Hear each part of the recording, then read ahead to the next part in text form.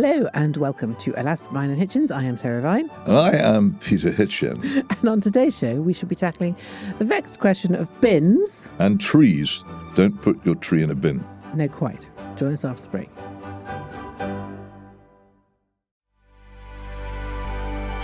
If you like this episode, we think you'll love this.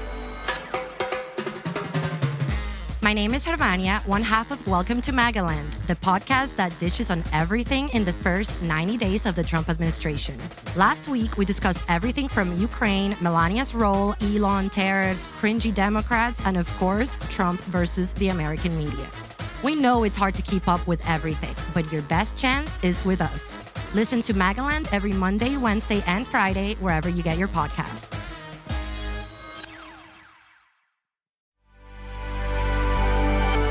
If you like this episode, we think you'll love this. Hello, Ian here from It's All Kicking Off, and I'm joined once again by Chris Sutton. This week I defend my stance after Newcastle fans hammered me for saying Dan Burns' England debut was far from perfect. We also question Thomas Tuchel's public criticism of his star players, and we have our say on the war of words between Dwight Gale and Steve Bruce.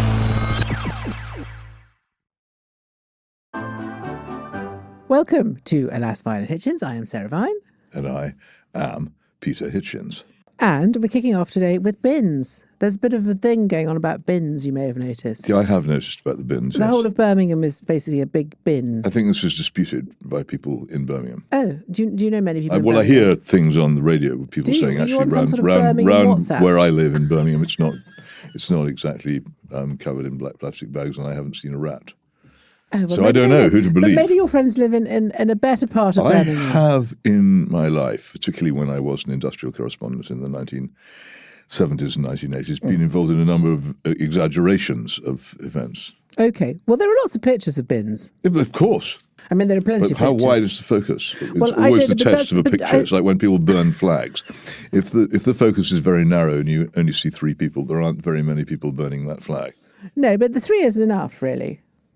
Three is enough for a story. But it's, anyway, it's bad if bins are around. I just have heard people saying actually round where I am. it's not as bad as everyone is saying. Bad. Well, okay, well, fair enough. But in some parts, it is quite bad. I'm sure it is. I remember certainly. I don't know whether it was a strike or whatever. Certainly in the late 70s, in my then flat in NW6, having to do all kinds of things like crush every can that you threw away. So you had to not just take off the top, but take off the bottom so you could flatten it because there was so little room in the bins because they came so seldom.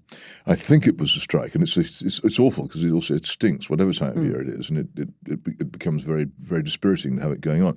So it's not that I don't sympathise. It's just I just have heard suggestions that it's not quite as big as maybe suggested. But the whole point is that this is Birmingham City Council. They went bankrupt in 2023. They did. They've got a huge problem with the Unite Union, who have called out all these bin men on strike. And it's really a story about the unions, isn't it? And Labour, and the fact that once again, as we were in the 70s, which you so rightly point out, we have a Labour government totally in thrall to the unions, which Angela Rayner, who is in charge of the new employment rules, seems to be just giving more and more powers to the unions, which seems a bit odd. Well, maybe so. I'm afraid, again, this is the problem of having been a Labour industrial correspondent for several years in the key battle times of the late Callaghan and early Thatcher years. There are quite often two sides to these things. And you also hear, for instance, that I think there are some Birmingham councillors who've increased their allowances at the time that they're trying what is effectively, as far as I can see, to reduce the pay. Well, this is why I brought the subject up. And when you take things away from people, now, if people go on strike and they're well paid and things are going well for them, they simply go on strike for more money and better conditions out of the blue, then there's a case of saying, well, hang on a minute, who do you think you are? But if someone comes along and says to somebody who's working, look, you've up till now had certain conditions, we're taking them away, and up till now you've had a certain level of pay and it's going down, then you can see why people get annoyed. Well, yes, but in this case, I think we're talking about 7 jobs here, all of which were brought in as a result of a previous strike in 2017. And the people involved have been offered new jobs. So it doesn't seem to me that this is about reasonable employment requests, which, are fine. This is really about political power and who is running Britain. And I haven't got, and if I may interrupt you here, that I haven't got here anybody to put the case for the other side. So what I learned over and over again was that there were occasions when strikes were just plain stupid, as in the steel strike, which was called a strike against the closures of steel plants, which led to the closures of more steel plants because it compelled British manufacturers to go abroad for steel, which they did forever. There was a moronic strike, and I thought so at the time. Arthur Scargill's mining strike, which was basically an attempted coup d'etat and had to be defeated. These are quite simple, obvious bad things. And a fireman's strike when their leaders simply couldn't understand how generous the offer was that had been made to them. And I remember these well, but there are other strikes where there is something on either side. Do you think that's the case here? I think it might be.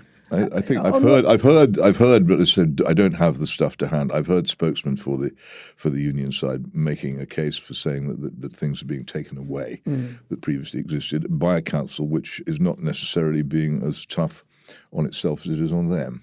But it is the case that the people of Birmingham, I know you say there are some who don't have any problems with their bins, but at the end of the day, it's always the people who have got nothing to do with any of this stuff who are suffering. Quite so. But that is for me, that's the fundamental problem with the unions, is that these disputes seem to always affect the people whose fault it is definitely not, and never seem to affect people whose fault it definitely is.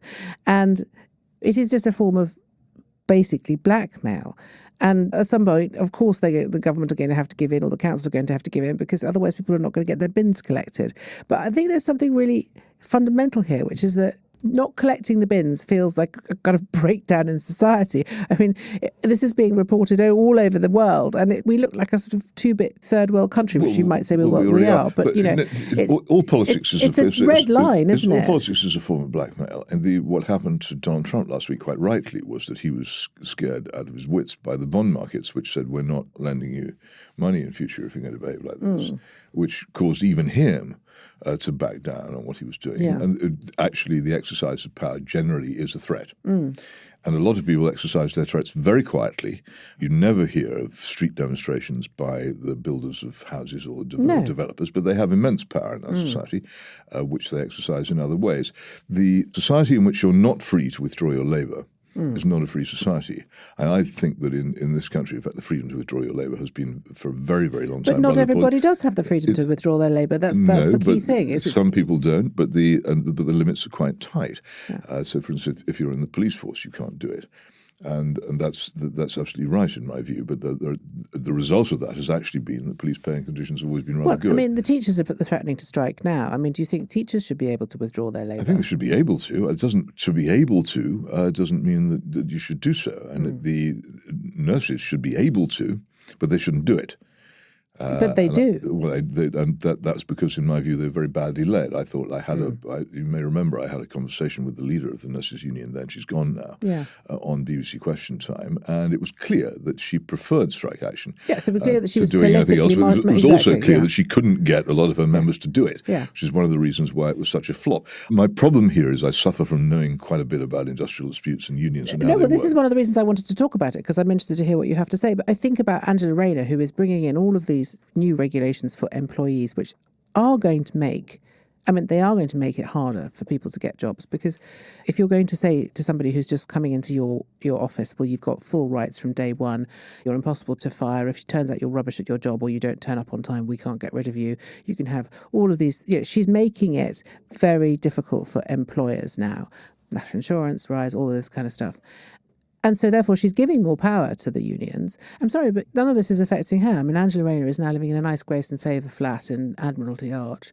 And I just sort of feel, at the end of the day, it's just the little taxpayer who suffers and who has to spend his or her days wandering around tidying up other people's rubbish. I agree with you that the excessive rights given to employees do damage employment. And I think that it's a mistake. I've always been rather worried about minimum wages for that, for that reason. I mean, zero-hours contracts, for example, when I started out in journalism, I was on a zero-hour contract, and that was 100,000 years ago. So they've always existed, and actually, in some cases, they're quite useful for people. They are useful. They help people get jobs. Yeah. And but that's a different argument from whether you can actually go to somebody who's achieved certain pay and conditions and take things away from them.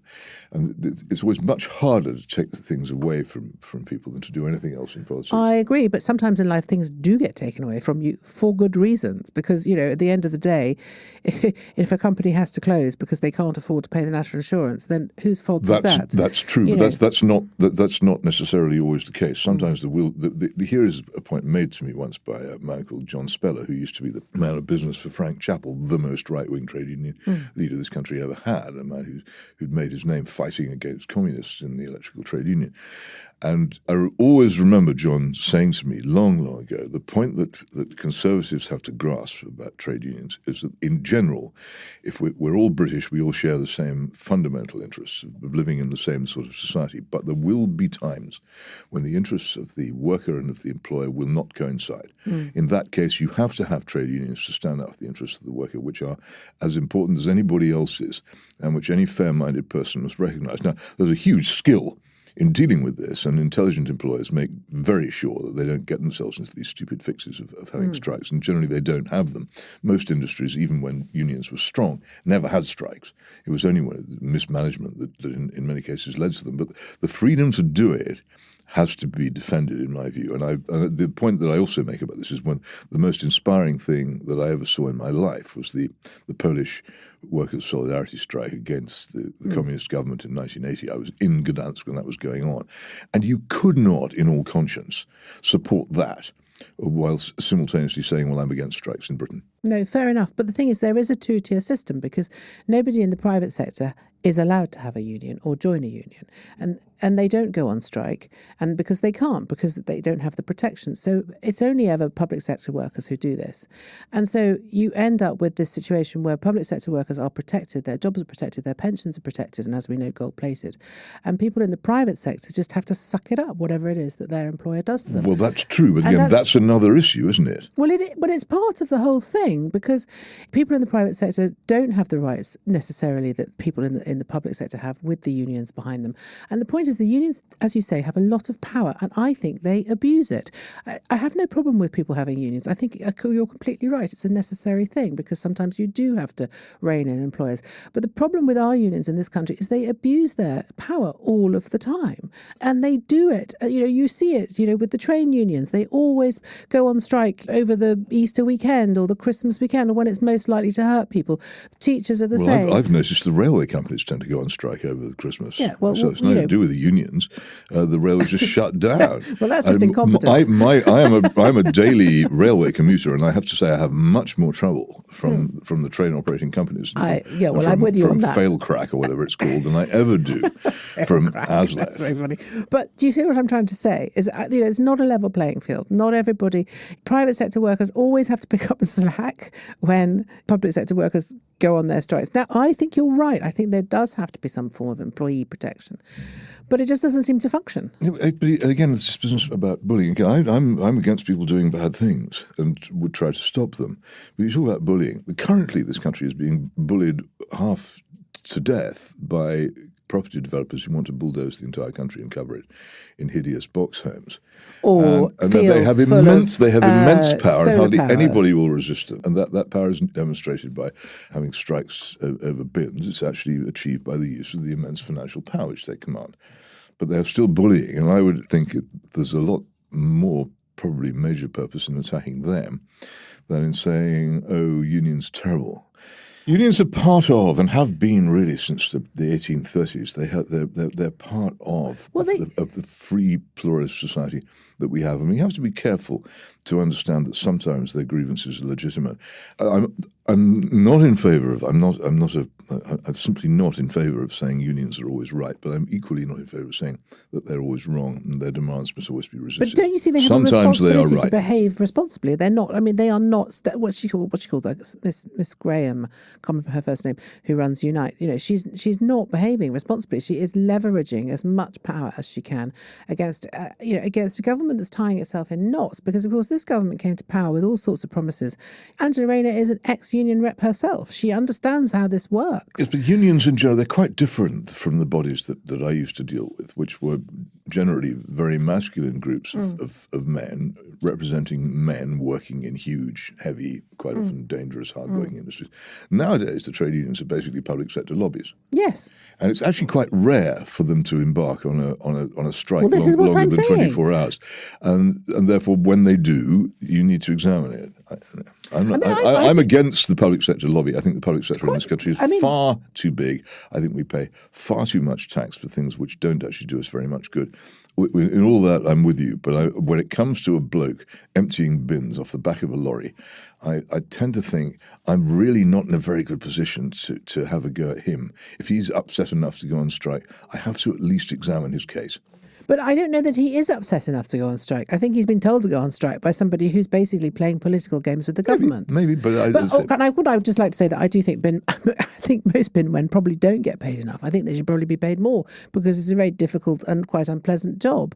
And I completely understand that. But this is about a failing Labour council that has been failing for a very long time. Oh, that's true. And it's about the power play between the head of the unions and the government. And it's just the ordinary people, including, I suspect, the bin men themselves, are just caught up in the middle. And it's not really benefiting anybody as far as I can tell. It just feels like a childish, nasty political spat. And it's just not good enough, to be honest. Well, those things never happen anywhere else apart from on bin lorries, do they? I love my bin men. They always come just a little bit too early for me. Anyway. I'll tell them. Anyway, let us know what you think. Should the bin men be on strike or should they not be on strike?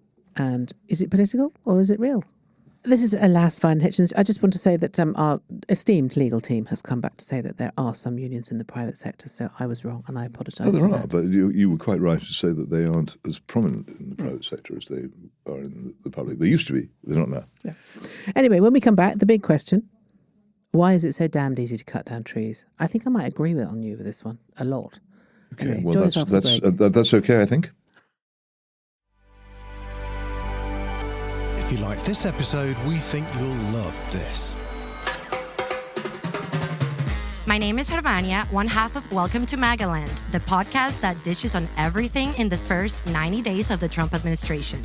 Are you struggling to keep up with the chaotic whirlwind of ever-changing stories from the administration? Then me and my co-host, Kelly Lako, got you covered. Every week, we will be going through the daily happenings in Magaland, dishing gossip, tea, and politics as usual. Listen to Magaland every Monday, Wednesday, and Friday, wherever you get your podcasts. If you like this episode, we think you'll love this. Hello, Ian here from It's All Kicking Off, and I'm joined once again by Chris Sutton. This week I defend my stance after Newcastle fans hammered me for saying Dan Burns' England debut was far from perfect. We also question Thomas Tuchel's public criticism of his star players, and we have our say on the war of words between Dwight Gale and Steve Bruce.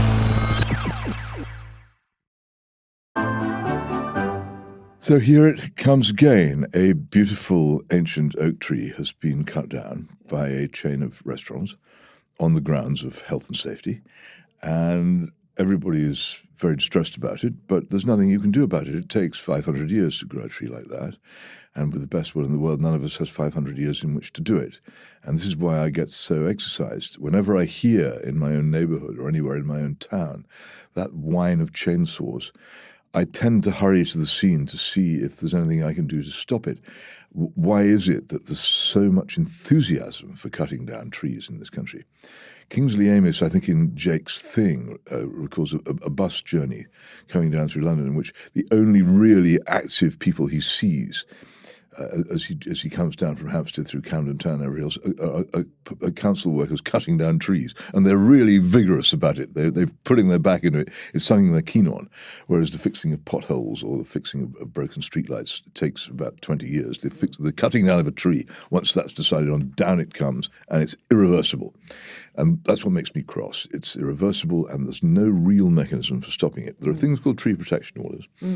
But unfortunately, if you're very, very rich, a tree protection order can only really fine you money, which is probably pocket change to you, and you can then improve your view or make your house lighter or whatever it is, and cut down the tree that is protected. And also, tree protection orders just simply don't exist in many places. The oak tree that we're mourning this week in Enfield was not protected. No. No one had bothered to put a protection order on it. And there are all kinds of technical reasons why not. And I believe that new planning rules coming in will make tree protection orders more easy to override. I am absolutely raging about this. I mean, I get so angry when people cut down trees unnecessarily. The Sycamore Gap thing drove me round the bend.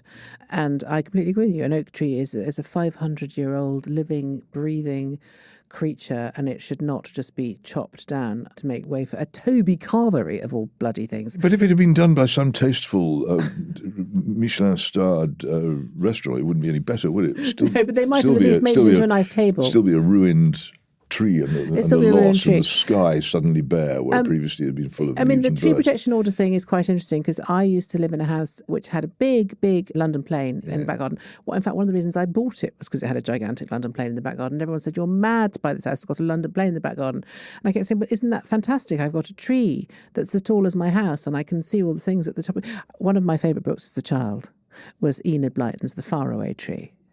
Do you know the one? I don't. Oh, my goodness. It's the most... If you love trees... My parents disapproved of Enid Blyton. Oh, okay. My parents didn't disapprove of anything. But if you ever get a chance to read it, it's called The Faraway Tree, and it's about a tree, and there are all these worlds in the tree, and there's lots of characters, Moonface and various others, and it's a sort of fantasy world at the top of a tree. So I've always... I don't know. I think I read that as a child, and I've always, as a result, have felt that trees are sort of magical things. You know, they're incredible magical things happen in them. Biologically, they're quite astounding things. You know, and I particularly love yew trees, and sometimes go off on little tree finding trips of my own. And they of course, I mean, there's supposedly one in a churchyard in Wales. There are a lot in Wales for some reason. I don't know why. I think people build churches around them because they were always considered to be very magical. Yew trees had some sort of pagan significance. There's one that's meant to be 5,000 years old. And they are amazing. And the way they can survive and the way they can put out roots and canopies and it's not... I don't understand how anyone can not look at a tree and think that is the most incredible, magical thing in the world. And yet there are such people. Exactly. As Tolkien, the Lord of the Rings man, said, trees have many enemies but few friends. Well, the Ents are, of course... Well, yeah, but he was talking about the real world in which he lived rather than the one in which he... But do you love the Ents? I love the Ents. They're my favourite thing. They're a bit slow. Well, yes, but they're trees. What do you expect? They can't really walk. No. Let's not get diverted into the Lord of the Rings. Not now. Oh, go on. Some other time, maybe.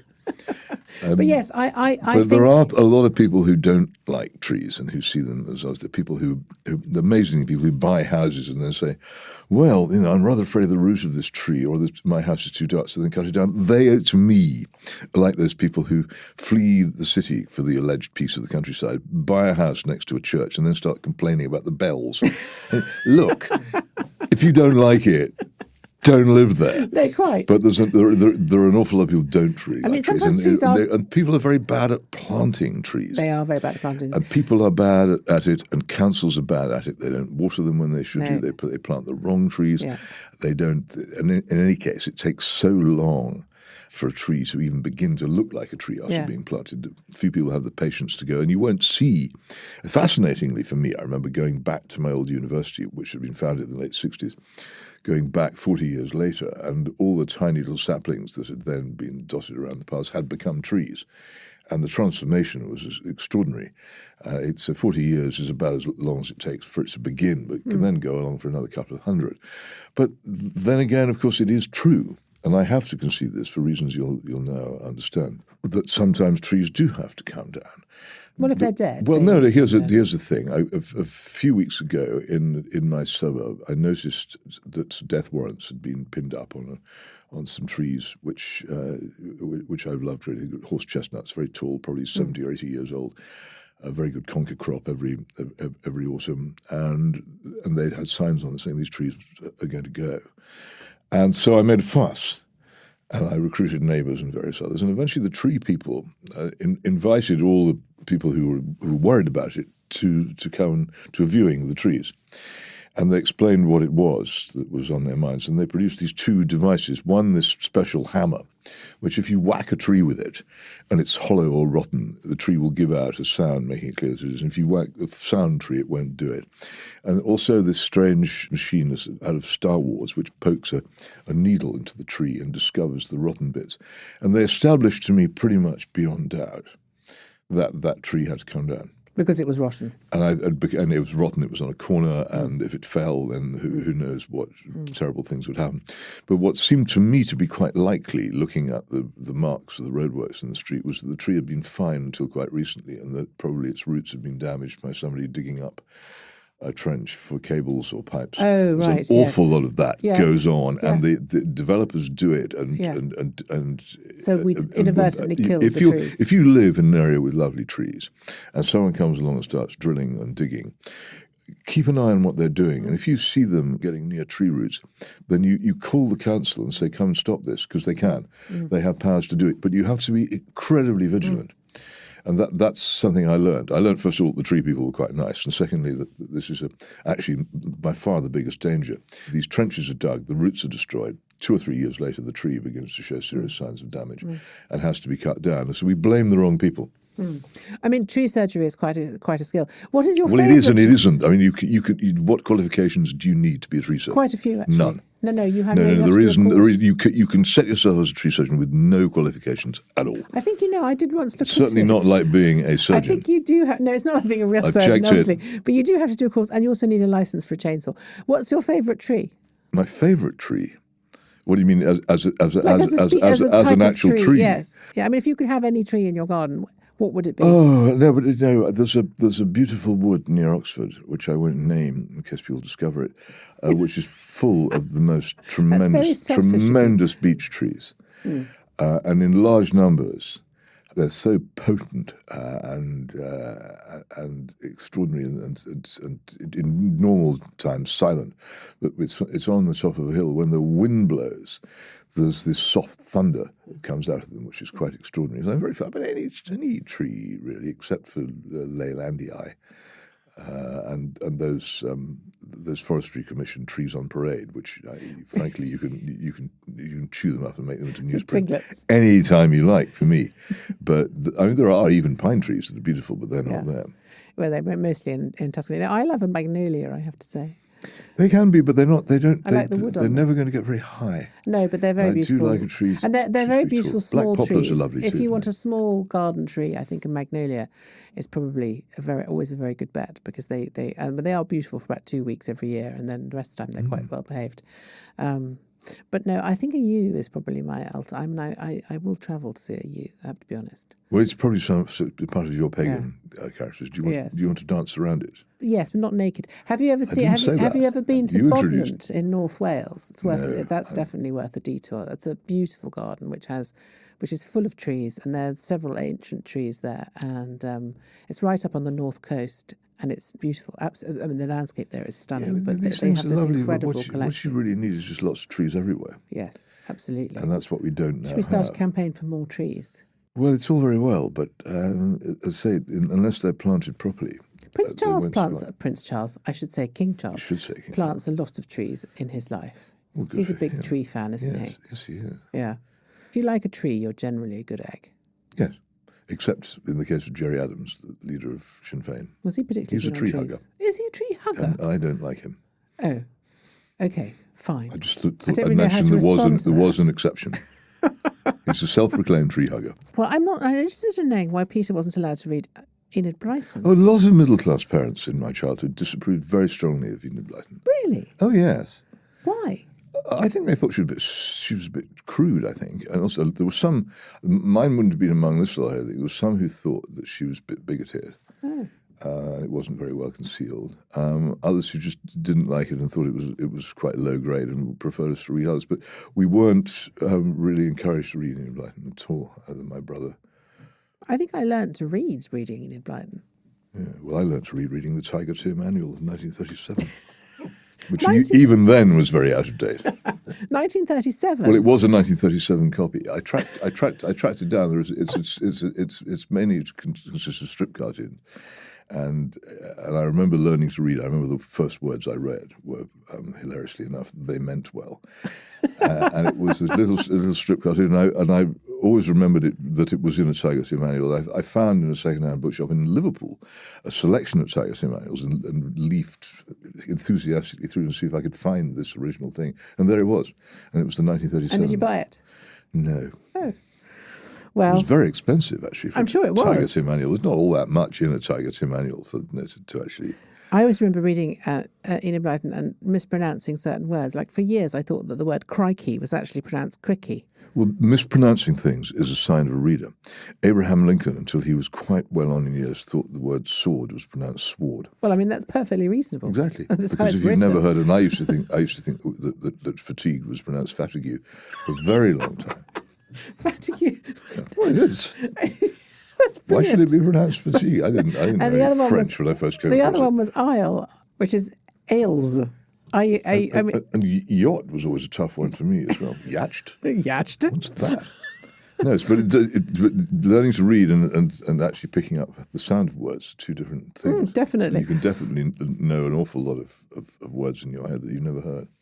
Cricky. Anyway, if you would like to get in touch, please email alas@mailonline.co.uk. You can leave a comment on Spotify or even send us a voice note on WhatsApp. Actually, we've had a message. Should I read it out? It says, "Hi, Sarah and Peter. Nice to hear you guys with your own platform. Whilst I agree with Peter that sugar is more an evil than fat, a more significant reason why many are obese these days is because they simply eat too much, too often.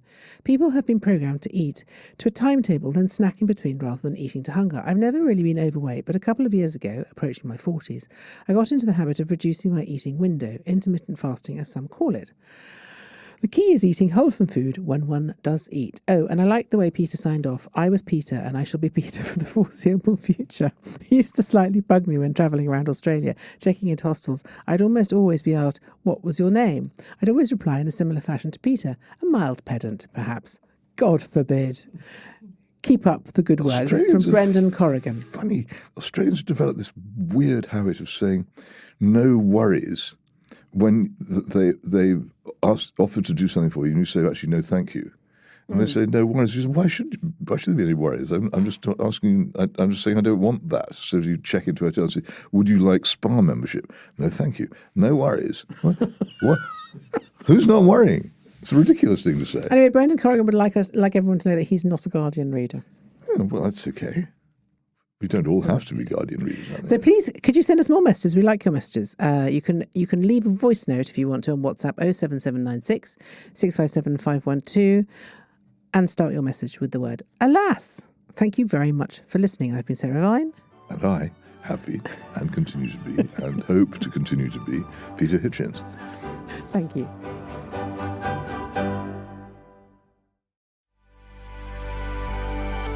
If you like this episode, we think you'll love this. My name is Hervania, one half of Welcome to Magaland, the podcast that dishes on everything in the first 90 days of the Trump administration. Are you struggling to keep up with the chaotic whirlwind of ever-changing stories from the administration? Then me and my co-host, Kelly Lako, got you covered. Every week, we will be going through the daily happenings in Magaland, dishing gossip, tea, and politics as usual. Listen to Magaland every Monday, Wednesday, and Friday, wherever you get your podcasts. If you like this episode, we think you'll love this. Hello, Ian here from It's All Kicking Off, and I'm joined once again by Chris Sutton. This week I defend my stance after Newcastle fans hammered me for saying Dan Burns' England debut was far from perfect. We also question Thomas Tuchel's public criticism of his star players, and we have our say on the war of words between Dwight Gale and Steve Bruce.